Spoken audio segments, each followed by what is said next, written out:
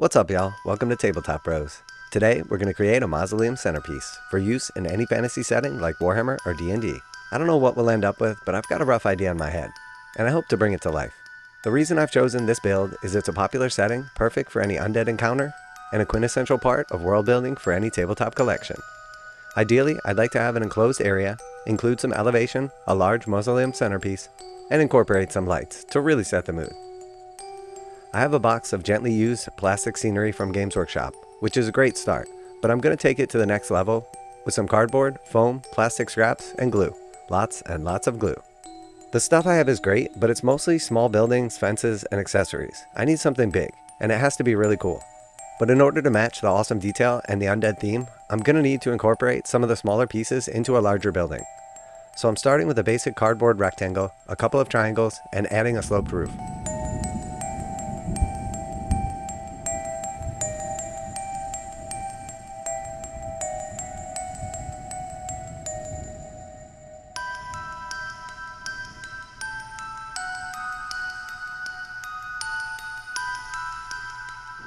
And once I have a rough shape of the building, I'm going to incorporate some of the smaller buildings that I have and then add as many bits and pieces of small detail as I can until it looks like it's a bit much, and then I'll add just a little bit more. The real goal here isn't to be perfect, but I want our large building to look like it belongs with the rest of our set. You can't have the centerpiece of our table looking weak. So it doesn't matter what fantasy universe we're going to use this terrain piece in, but it needs to be thematic, dangerous, and radiate mysterious energy. The addition of the steeple with a cool spire on top is perfect, definitely inspired by the Tristram Cathedral from Diablo. Now that it's starting to take shape, no longer identifiable as reused cardboard packaging, I know what'll really sell the build, a hand-laid brick facade. So I painstakingly cut each brick to size and stick them in place with a little glue. Oh, so satisfying to see this take shape. And now seems like a great time to mention we'd appreciate you subscribing to Tabletop Bros, but only if you find this entertaining and would like to see more cool thematic builds in the future. Or maybe I just gave you a cool idea or taught you something new. But either way, I'd love to have you as part of the crew. But anyway, back to the video.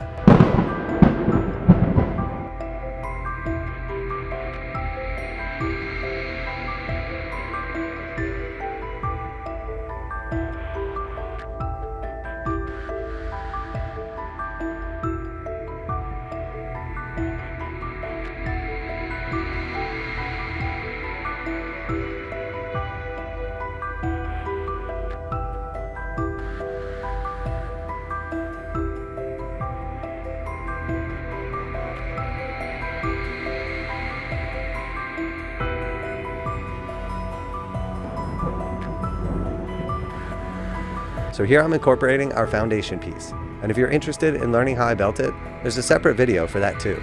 But don't leave yet, it's right about to get good. So I'm starting with the four corners. I'm adding some ruinous pillars, also from Games Workshop.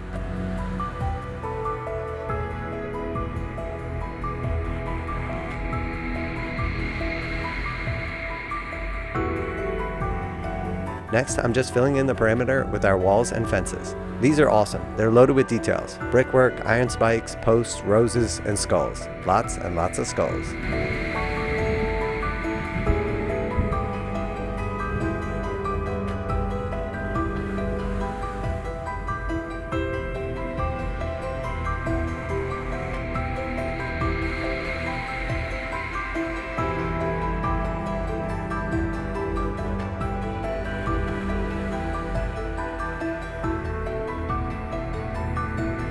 Alright, so we've reached a point in the build where it's really starting to take shape.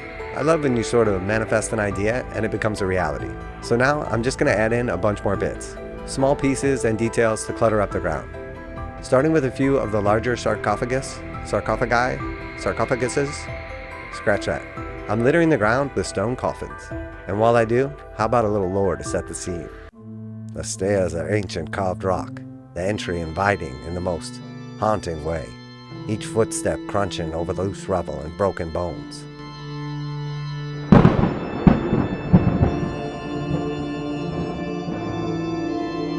Why are you here? This place is made for the dead, and the dead keep it still. You should not have come here. Now, you must die. Alright, so now that every inch of the ground is covered in bricks, scraps, stones, bones, we need skulls. Lots and lots of skulls. One might even say, all the skulls were used on this day. Alright, so I know I mentioned earlier that you might learn something, and this is a little hobby hack that I invented myself.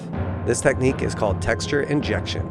So I'm using an old printer cartridge refill syringe, and with it I'm going to apply 24 cc's of Citadel technical paint stat, which is key because we can squeeze it out fast with unmatched precision. Really though, this is just a fancy way of saying I squeezed a bunch of sandy texture paste exactly where I wanted it in no time. Just make sure to wash out your injector before it dries crusty, so we can reuse it on our next project. After we've adequately covered the ground, we use an old brush to poke and prod it into place. I suppose realistically it's a form of stippling if you want to get all technical about it, but really we just want to get it down in the cracks and make sure it's all spread out.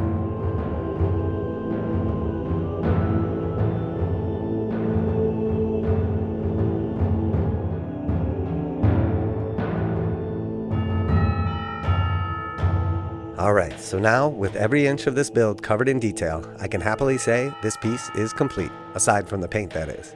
We've paid special attention to the footprint of the mausoleum, left it clear of debris and texture paint, so the foundation and the mausoleum are two separate pieces. Now, in the future, we can use them independent of each other if we want, but regardless if we do or not, it will make painting much easier. Not having to squeeze into the small spaces with our brush or airbrush while trying to avoid the spiky bits is definitely ideal. So now, with this build complete, we've definitely accomplished what we set out to do. This mausoleum has exceeded my wildest dreams. A perfect backdrop for a spooky display, a dark encounter for our D&D heroes, a diorama that can double as a game board for Warcry or maybe even Kill Team. Or you know what, maybe it's just a piece of terrain in a full-size Warhammer game. Whatever we use this piece for in the future, I'll enjoy it a little bit extra, knowing that what started as an idea with little direction has blossomed into a one-of-a-kind piece in our tabletop collection. But we're far from done. As a matter of fact, it's only just begun. I hope by now the Tabletop Bros have earned your subscription, and you'll join us in our future adventures. See you on the next one. That's all from the Tabletop Bros.